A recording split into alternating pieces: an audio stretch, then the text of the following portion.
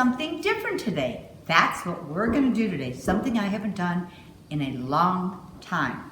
A piece of furniture.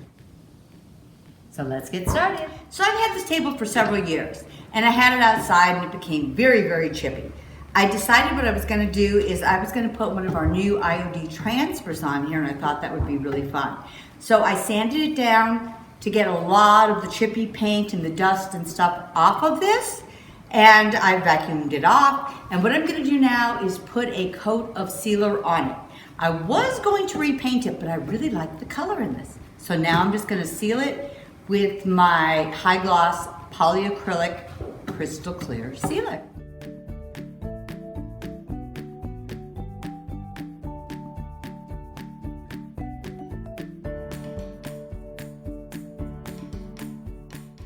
I'm going to do another coat over the top since the first coat is dry, and I'm using the same sealer I was using. I want to keep the integrity of the chippy on here, so that is one of the reasons I'm sealing it. And I'm also going to be using one of my new transfers, and the transfers really like a nice, clean surface, and the sealer really helps it to adhere better to the top of this. So after you've got a couple coats of sealer on here, we're just going to let it dry. And when it's completely dry, then we will put our transfer on. Okay, so this is the transfer we're going to use, and this is the pig on here, and I really like this. So this is what we're going to use, and it's in 4 pieces. It's in 4 large pieces, as you can see. Each page is 12 by 16.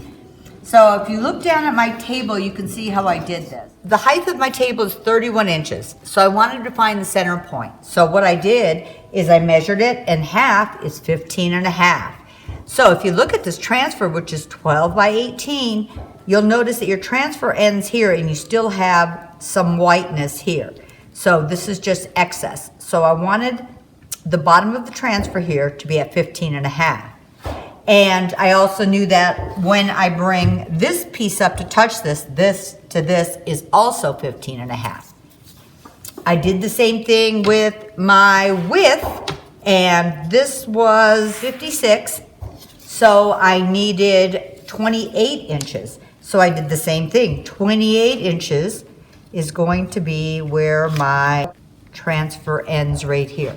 So as long as I at least have my first one lined up, I am really good to go, and I know I'm as centered as I'm going to be able to be. So we're going to start transferring. Okay, so my sealer is dry, and I am going to begin transferring my transfer on. I'm doing the first top corner, and the sealer definitely does make a difference in adhering this. So let's finish this first panel, and then we'll line up our next panel. So I think I've got this on here, just gonna double check. Piece there, but that is actually in the crack. I'm gonna see there's openings, so I'm gonna carefully just push this in and seal it against the edge. And that really is because of these huge openings in the slats in the table. I just have to make sure I get all of my transfer pieces adhered down nicely. If you really wanted to, you could just cut your transfer into exact size of slats and stop. I wouldn't do that, but I wanted it to go just to the edge.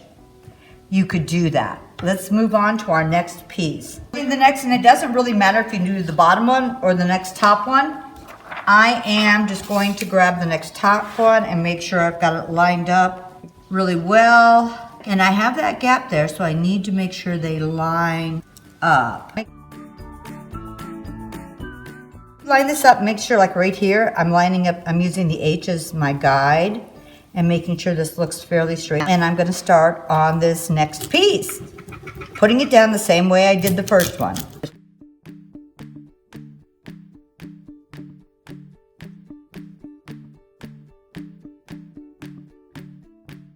Let's take a look and see. And once again, some of these may be in the little cracks in between the slats. I'm not going to be too worried about. Now, if the slats were really, really thin, I would get a really thin tool or a very thin straight edge or something to go in.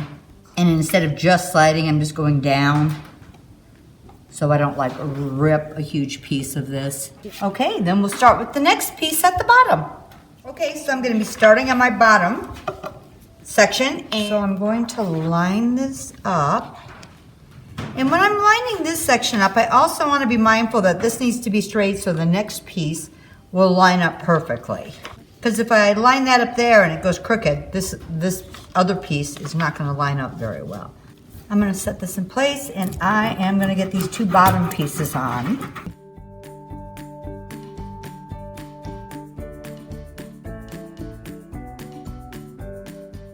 So this last one, we are going to line up to both of these sides and get this one on here. So you can kind of see that it's got a little ridge, so it's going up and down, so it might move over a little. So what I'll probably do is start at this edge first and this edge, and then I'll move down.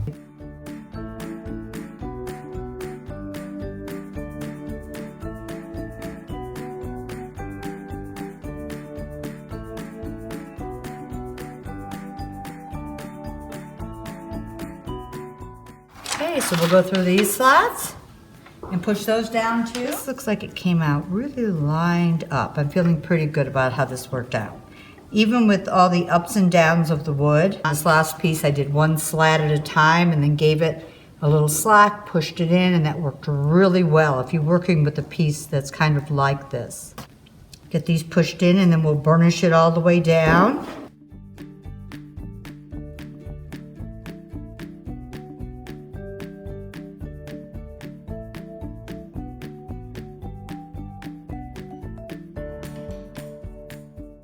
Going to make sure this is all burnished down and is adhered nicely.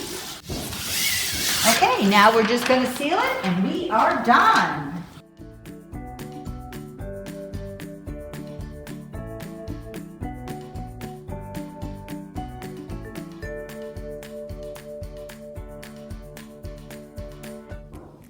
So I hope you guys thought this was fun. A way to use an old rickety table that I was never gonna use. I was just gonna get rid of.